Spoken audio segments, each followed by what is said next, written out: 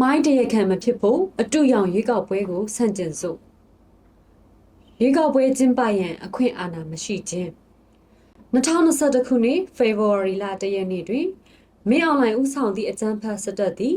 လက်နက်အားကိုးဖြင့်ပြည်သူလူထုထံမှအတင်းအဓမ္မအာဏာလုယူခဲ့သောကြောင့်ပြည်သူလူထုများအနေဖြင့်မိမိယုံကြည်ချက်ထင်မြင်စားချက်များကို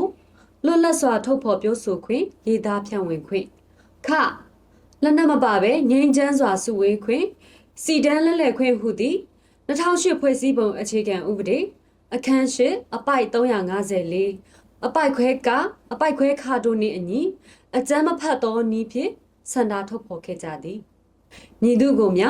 တည်ဆဲဥပဒေများနှင့်အညီမှတပါအသက်ကိုဖြစ်စေ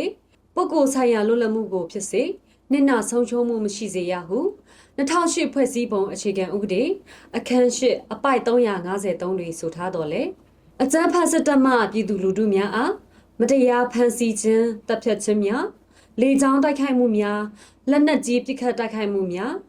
ရွာလုံးကျို့မီးလောင်တိုက်သွင်းမှုများနှင့်လူသားတဦးအနေဖြင့်စဉ်းစားနိုင်သောအတိုင်းအတာကိုကျော်လွန်သည့်ရက်စက်မှုအပေါင်းကို၎င်းတို့၏သဘောဆန္ဒကိုဆန့်ကျင်သည်ဆိုသောခေါင်းစဉ်အောက်၌သွေးအေးဖြင့်ကျူးလွန်လျက်ရှိပါသည်ထိုအကြမ်းဖက်လုပ်ရများကြောင့်မြန်မာနိုင်ငံတော်ထောင်နှင့်ချီသောအပြစ်မဲ့အရသားပြည်သူလူထုမြောက်များစွာအသက်ဆုံးရှုံးခဲ့ရပြီးအိုးအိမ်ပျက်စီးဥစ္စာများဘာသာရေးအဆောက်အဦများဆေးရုံများနှင့်စာသင်ကျောင်းများစွာပျက်စီးဆုံးရှုံးခဲ့ရက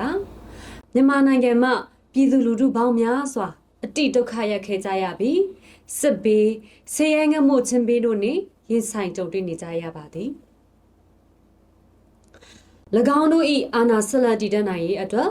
ပြည်သူလူထုအားရည်ရွယ်ချက်ရှိရှိတိုက်ခိုက်နေသောမင်းအွန်လိုင်းနှင့်၎င်း၏အပေါင်းအပါစစ်ဗိုလ်ချုပ်များမှ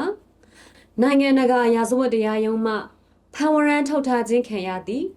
ဝရမ်းပြေးစစ်ရာဇဝတ်ကောင်များသာဖြစ်သည်တို့ဖြစ်ပါ၍ထိုကဲ့သို့ပြည်သူလူထုအပေါ်ရရဆက်ဆက်စစ်ရာဇဝတ်မှုများလူမျိုးတုံးတပ်ဖြတ်မှုများကျူးလွန်ထားသည့်ဝရမ်းပြေးစစ်ရာဇဝတ်ကောင်များအနေဖြင့်